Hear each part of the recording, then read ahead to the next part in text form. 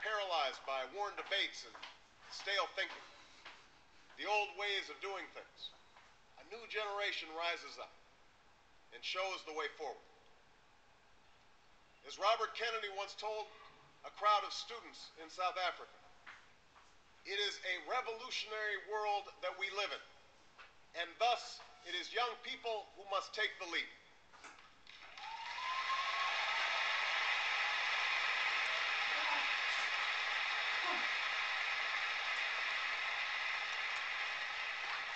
Because young people are unburdened by the biases or prejudices of the past.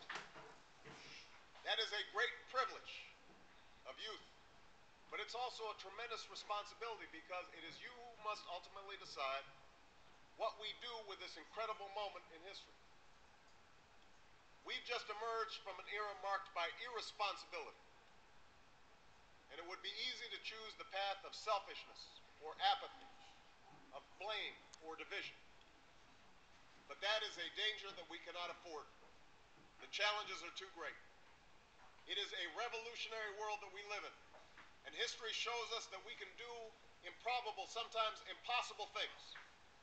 We stand here in a city that used to stand at the center of European conflict, only now it is the center of European union.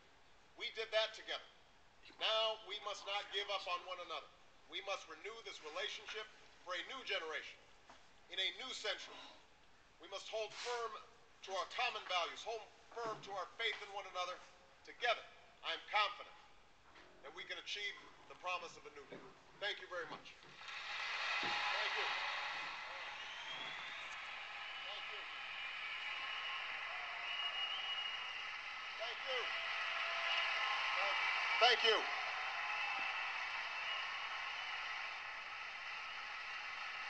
Thank you. Thank you very much. Thank you. Please. Thank you. Thank you. Thank you. Please, everybody, have a seat. So, the way this works, do we have microphones in the audience? Yes? So just raise your hand if you want a question, and I will call on you. I think we have some translators. If you want to speak French or German, my French and German are terrible. But we have people who speak very good French and very good German who will translate your question and translate my answer.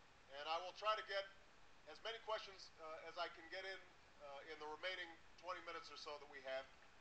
And I will start with this young lady right here. Yes? Right there.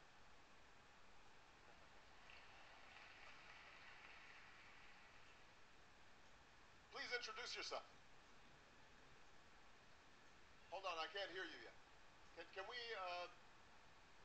increase the sound on the mic? Let's try again. There.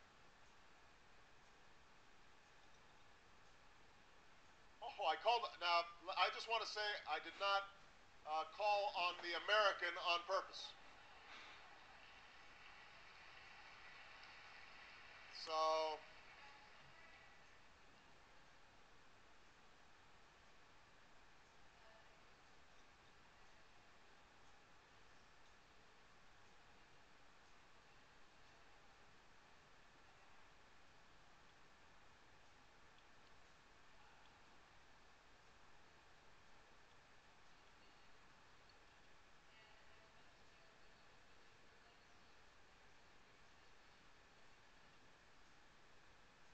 Well, after only 2 months, that's kind of a big question. But here's what I would like to see. And look, you aim high, knowing that you'll make mistakes and sometimes you'll fall short. Number one, my first task is to restore the economy of the United States, but in concert with other nations to restore global economic growth.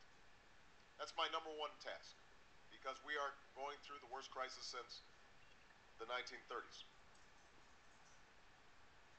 That means that not only do we have to fix the banking system, put common sense regulations in place to prevent a crisis like this from ever happening again, making sure that we are keeping trade relationships between countries open,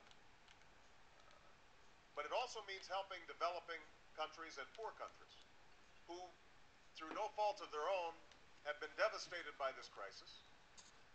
And if we allow them to collapse, will ultimately be a drag on our ability to prosper. Now, emerging markets have actually been the drivers of economic growth over the last several years.